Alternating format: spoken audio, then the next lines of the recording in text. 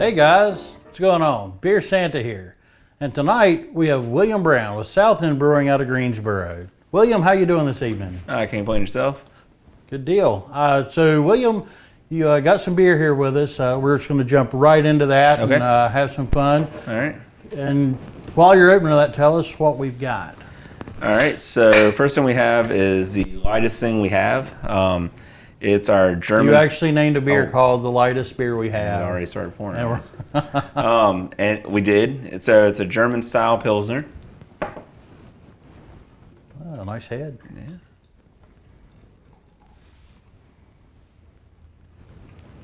Yeah. I'm making a mess. It's all right.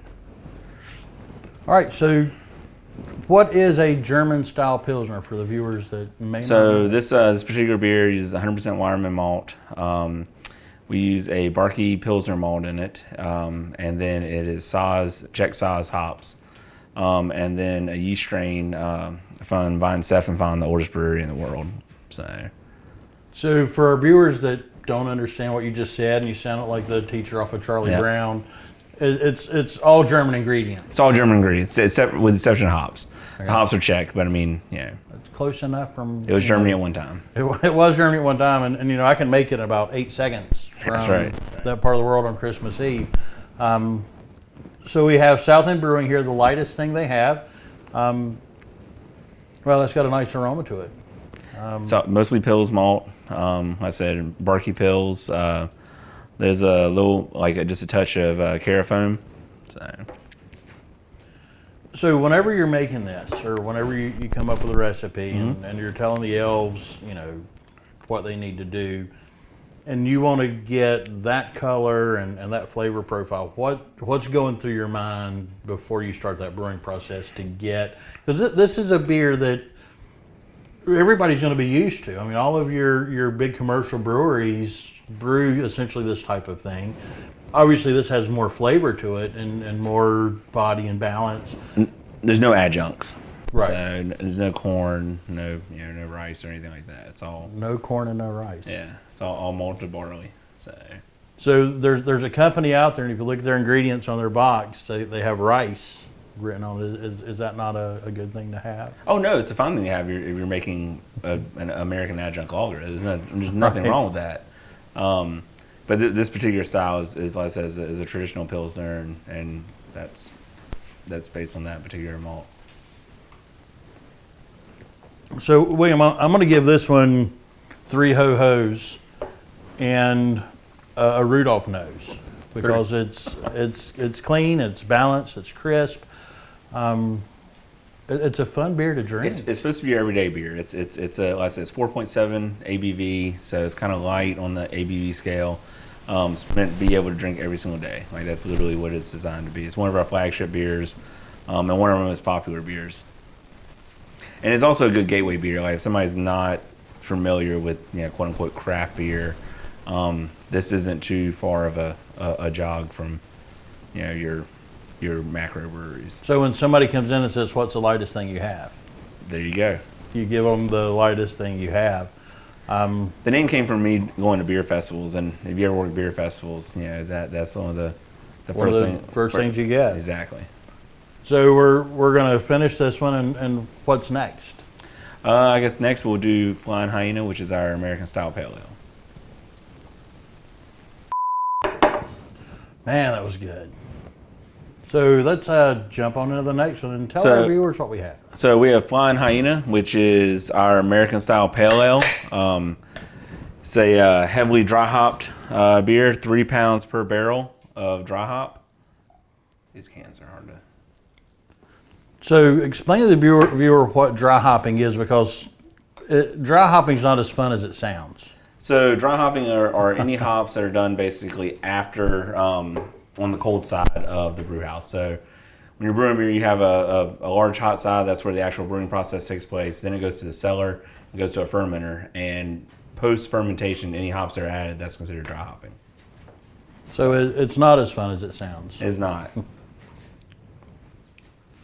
You definitely get that hop aroma on the nose. It's a So it's kind of a blend of hops. It's Cascade, Amarillo, Chinook, There's a little bit of mosaic in there. It's about 5 or 6 different hops that go into this for the dry hop. And like I said, it's 3 pounds a barrel, so it's a pretty heavy dry hop pale ale. It's 6.5%, so it's kind of a little heavier on the ABV, but nothing too crazy. Definitely still manageable. It's not an imperial. It's not imperial at all. No, it's like I said, it's supposed to be a simple, kind of has a good amount of bitterness to it. You get a lot of that citrus notes to it. Just a good pale ale, in my opinion. And you mentioned the Cascade hops. Those are becoming very popular as far as farmers growing them just in this region. Cascade's one of the few varieties that will actually work in this region. Now, are y'all using any local hops? We are not, and the only reason we're not is I don't have anything locally that can provide me with the necessary statistics to, we're in a production brewery environment, so I have to be able to replicate things. So I have to have stats basically associated with those hops, and a lot of local providers can't provide those. Right, not yet, at least. Right. I think this area is going to that. It's getting there slowly but surely.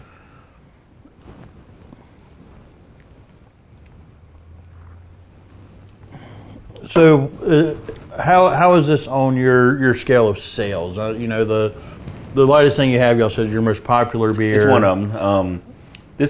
So of the beers we're going to have today, 3 of them are basically all year-round beers for us, and they're probably our 1, 2, and 3 as far as sales go. So this jumps back and forth between 2 to 4 depending on the week.